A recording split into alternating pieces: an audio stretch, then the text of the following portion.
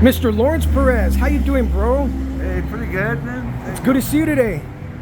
Oh, man, we had a good time today, man. You know, I had people here that I haven't seen for years, and they came out in respect for my brother, and I really love that. You know, I'm just so... A lot of support. I'm just so involved with people that, you know, that show their respect, and I love that. Well, can you tell us a little bit of history about the premieres? Going back to 1964, San Gabriel, California. How did you guys start the band, you, Johnny, George, and Frankie? Well, me and John actually started the band, and we just try to... George and Frank actually went to school with my brother, and they would go there to the house, you know, and for a while there, Frankie was staying with us, and so, you know, we just got together and started playing, you know, and in the patio there, you know, and my mom, you know, used to kind of coach us a little bit, you know, and you know, she was a singer, you know, back in those days, you know. But yeah, you know, just little by little, you know, we started doing a little bit of everything that was on the radio. We learned it. We learned it right away. You know, no problem. And that's what got us.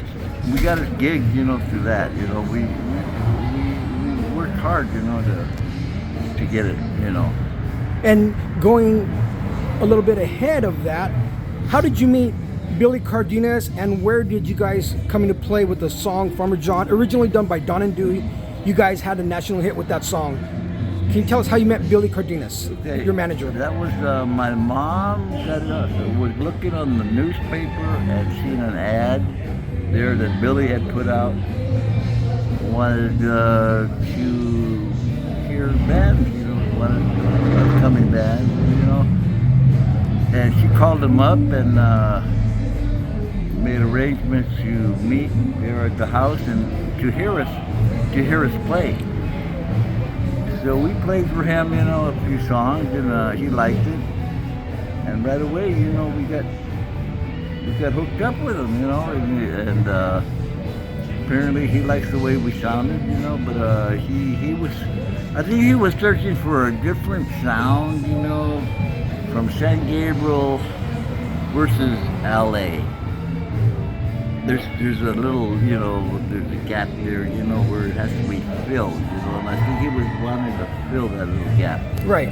So I guess we were the ones that filled it, and he had, you know, other, you know, he had Don and Dewey that he knew, and songs that they had out there and that didn't do anything. So he took us up there to their apartment, and we listened to the song, and I didn't like it. I did not like that song. I had different ideas, but he knew what was gonna happen, what wasn't gonna happen. So and then, if I remember correctly, Billy, or was it you yourself that wanted to do a little style like Louie Louie, that kind of a version? Well, that was his idea, because the original Farmer John was fast. The original Farmer John was fast? Yeah, it was a fast beat. Okay. And he had the idea of doing it like a Louie Louie beat, because